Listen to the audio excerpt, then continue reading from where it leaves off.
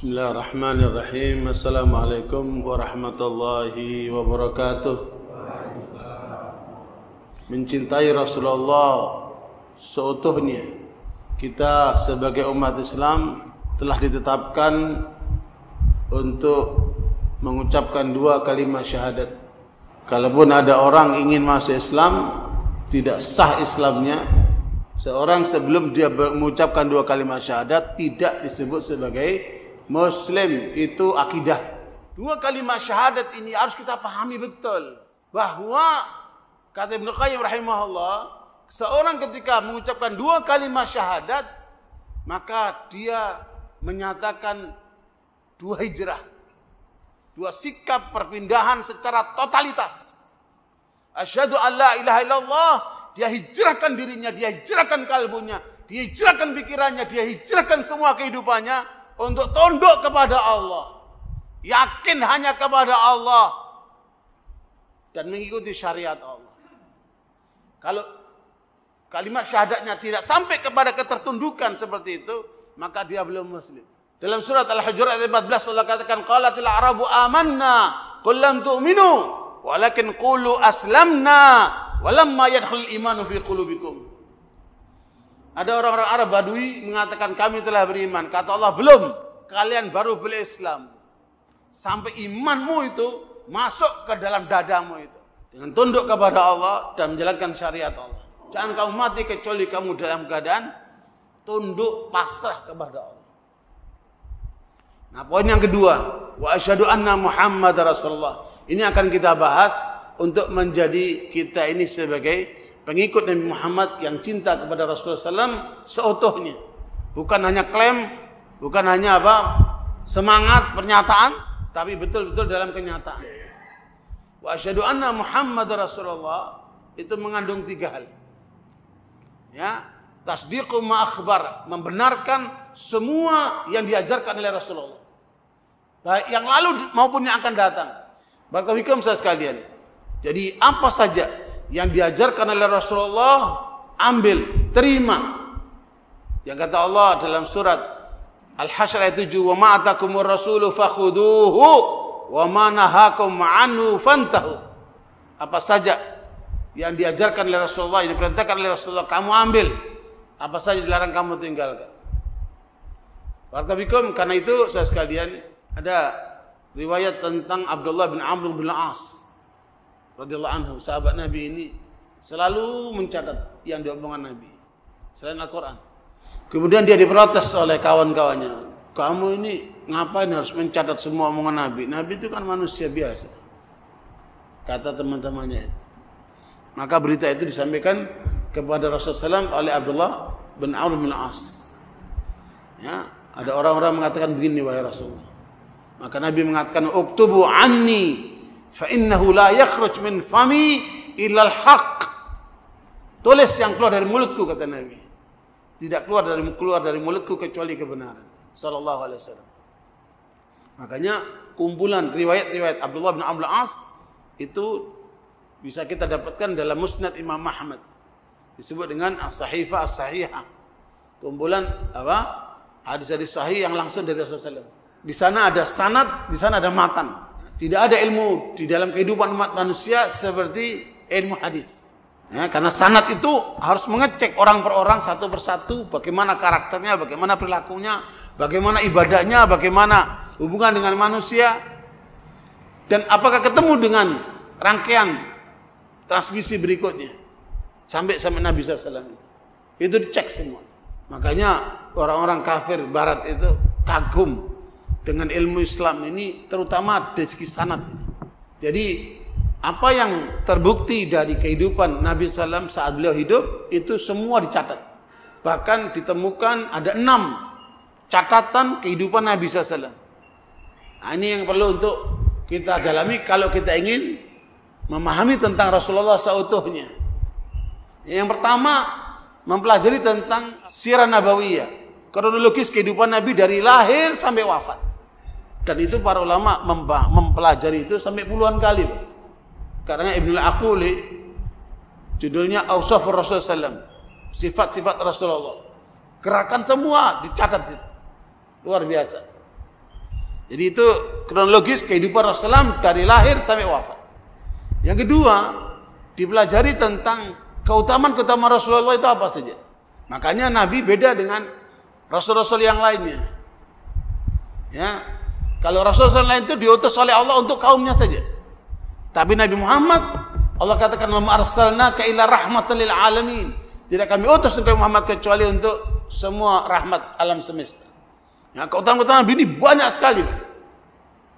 Termasuk fisik Nabi itu 30 kali lipat kekuatan laki yang paling kuat. Kekuatannya 30 kali lipat. Pantas kalau isinya 9 ya. Nah, kita satu udah batuk-batuk gitu. Ya. Makanya Nabi itu jarang sakit. Beliau sakit itu 3 hari sebelum wafat aja. Makanya kita perlu belajar gimana pola sehat ala Nabi. Jangan kita sampai terus ngikuti WHO begini kan. Kemudian yang ketiga, kekhususan Rasulullah. Apa saja kekhususan Rasulullah? Termasuk beliau boleh menikah sampai 9, kita maksimal 4. Ya kan? Itu kekhususan Rasulullah. Beliau diwajibkan tahajud malam, kita tidak. Itu kekhususan Rasulullah. Makanya Imam Masyuyuti menulis 2 juz kitab tentang khasaisur Rasulullah, keutamaan apa kekhususan Rasulullah. Kemudian yang keempat, tentang syama'ilun Nabi SAW. Syama'ilun Nabi ini terkait dengan akhlak Rasulullah. Bagaimana dengan anak kecil, bagaimana dengan pembantunya, bagaimana dengan istri-istrinya, bagaimana dengan bapak-bapak, dengan tetangga, dengan musuh dan seterusnya itu. Nah, Imam Tirmidzi menulis kitab itu, Syama'ilun Nabi SAW. Nah, yang seperti ini kan perlu digaji supaya masyarakat kita paham bahwa Nabi kita itu adalah Nabi hebat. Tidak ada manusia di dunia seperti Nabi Muhammad SAW sehingga dipuji oleh Allah SWT. Wa innaka la'ala khuluqin azim. Sungguh wahai engkau Muhammad di atas akhlak yang agung. Malaikat Jibril datang kepada Rasulullah pada saat beliau sedang naik mimbar, dan hadis ini dalam kitab Al-Adab al-Mufrad, hadisnya sahih. Pada saat Nabi naik mimbar, undakannya ada 3 undakan mimbar Nabi itu. Pada saat naik mimbar pertama, Rasul mengatakan amin. Pada saat naik mimbar kedua, Rasul mengatakan amin. Pada saat naik mimbar ketiga, Rasul bilang amin. Para sahabat tidak melihat apa-apa, kok tiba-tiba Rasulullah bilang amin. Ada apa wahai Rasulullah? Kata Rasulullah, barusan Jibril datang kepada aku memberitahukan syaqiyun abdun adraka Ramadan wan salakha minhu wa lam yughfar lahu faqutu amin. Celaka seorang hamba bila masuk Ramadan sampai selesai Ramadan tidak terampunkan dosa-dosanya. Celaka hamba seperti ini. Maka Nabi pun mengatakan apa? Amin. Yang kedua, mengapa Nabi mengucapkan amin? Kata malaikat Jibril, syaqiyun abdun adraka walidayhi aw ahadahuma wa lam yudkhilahul jannah faqultu amin. Celaka seorang hamba yang berjumpa dengan kedua orang tuanya atau salah seorang dari kedua orang tuanya, tapi menyebabkan dia tidak masuk surga. Yang ketiga, syaqiyun abdun dzukirta indahu wa lam yusalli alaik faqultu amin. Kata malaikat Jibril, ketika ada orang mendengarkan namamu tetapi dia tidak berselawat kepadamu, celaka hamba seperti itu. Sallallahu alaihi wasallam. Makanya saudara sekalian, inilah yang kemudian harus kita warisi, bahwa kecintaan kita kepada Rasulullah itu bukan cuma setahun sekali, tapi harus setiap waktu, Pak. Makanya acaranya kita pelajari, kita hadirkan dalam kehidupan kita. Satu. Yang kedua, konsekuensi daripada asyhadu anna Muhammad Rasulullah. Yang kedua, semua yang diperintahkan, semua diajarkan, terima, laksanakan. Nabi mengatakan dalam riwayat Imam Bukhari, kullu ummati yadkhulunal jannata illa man aba. Aku jamin semua umatku ini akan masuk surga kecuali orang yang enggan. Yang enggan itu berarti nggak mau dia. Sehingga para sahabat kaget, heran, kok ada orang yang enggan masuk surga? Makanya para sahabat tanya, wa may ya'ba ya Rasulullah? Siapa yang enggan masuk surga itu wahai Rasulullah? Maka Nabi mengatakan, man ata'ani dakhala jannah wa man asani faqad aba. Siapa yang mentaatiku, berarti mengikuti ajaran Nabi Muhammad SAW, maka dia akan apa? Masuk surga. Tetapi siapa yang melanggar ajaranku, melanggarku, maka dialah orang enggan itu. Jangan malu kita pakai jenggot ikuti Rasulullah. Jangan malu kemudian kita datang menjaga sholat berjamaah di masjid. Jangan malu ketika kita bergerak di masyarakat hanya mencari yang halal. Semua itu atas perintah Rasulullah SAW. Sami'na wa ata'na. Ya, karena itu saudara sekalian, disitulah hakikat kehidupan yang sebenarnya. Ketika kita mengikuti Rasulullah SAW, disitulah kemuliaan yang akan kita peroleh. Makanya beliau mengatakan, likulli amalin syarrah, wa likulli syarratin fatrah. Faman kana fatratuhu ila sunnati faqad hudiya, wa man kanat fatratuhu ila ghairi dzalika faqad halak. Kata Nabi, setiap manusia ada pola semangat sampai pada puncaknya. Nanti akan terjadi penurunan, namanya futur. Fatrah itu futur. Terjadi apa? Decline. Terjadi penurunan semangat. Ketika terjadi penurunan semangat dalam dirimu, ikuti sunnahku. Jangan kamu lari dari sunnahku. Bila kamu lari dari sunnahku, maka di situ kamu celaka. Sunnah Nabi itu dalam seluruh aspek kehidupan. Ini hal yang kedua. Kemudian yang ketiga, tinggalkan apa dilarang oleh Rasulullah. Karena dalam larangan Nabi itu, di situ ada kehinaan. Di situ ada penurunan nilai manusia. Seluruh ajaran Nabi itu manfaat buat manusia. Makanya Rasul mengatakan, innallaha farada faraida fala tudayyi'uha wa hadda hududan fala tantahikuha wa sakata an asya'a rahmatan bikum fala tabhathu anha. Kata Nabi, Allah telah menetapkan kewajiban-kewajiban yang harus kalian laksanakan itu, jangan diabaikan. Dan Allah telah menetapkan larangan-larangannya, tinggalkan larangan itu. Jangan kalian langgar. Dan mendiamkan banyak hal sebagai rahmat buat kalian. Jangan dicari-cari. Yang keempat, syama'ilun Nabi SAW, akhlak Rasulullah. Yang kelima adalah tentang dalailun Nabi SAW, mukjizat-mukjizat Rasulullah selain Al-Quran. Ya, Imam Al-Baihaqi menulis satu kitab cukup tebal tentang mukjizat-mukjizat Rasulullah selain Al-Quran. Ini akan menguatkan hati kita.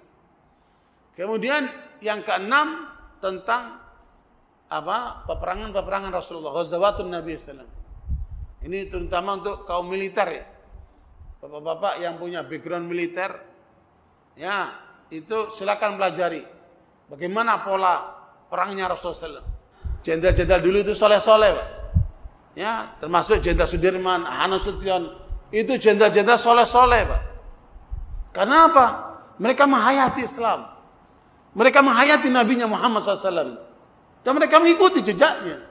Karena itu barakallahu pelajari itu bagaimana pola, taktik dan strategi Nabi Muhammad SAW. Termasuk dalam dunia intelijen. Termasuk bagaimana Nabi menyusupkan seorang muslim di tengah orang-orang kafir dan mereka tidak pernah tahu.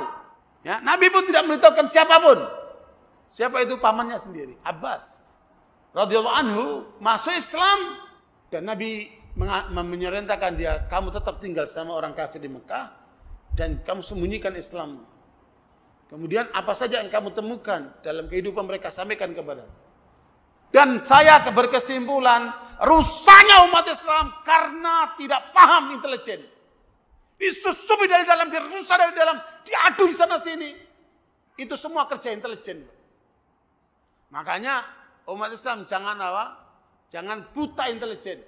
Mudah-mudahan apa yang kita belajar ini bermanfaat buat kita semuanya. Dan cintailah Rasulullah seutuhnya. Karena Rasulullah menyatakan dalam riwayat Bukhari, la yu'minu ahadukum hatta akuna ahabba ilaihi min walidihi wa waladihi wan nasi ajma'in. Kata Nabi, tidak beriman seorang dari kalian sampai menjadikan aku, yaitu Nabi Muhammad SAW, lebih dia cintai daripada bapaknya, anaknya, dan seluruh manusia. Karena Allah pun mencintai beliau sallallahu alaihi wasallam sehingga Allah berselawat kepadanya. Innallaha wa malaikatahu yusalluna 'alan nabi ya ayyuhalladzina amanu sallu 'alaihi wa sallimu taslima. Makanya mari kita cintai Rasulullah seutuhnya, ya, baik pribadinya, keluarganya, sahabat-sahabatnya, ajarannya. Semoga Allah SWT mengumpulkan kita dengan beliau nanti di surga Firdausul A'la insyaallah. Wassalamualaikum warahmatullahi wabarakatuh.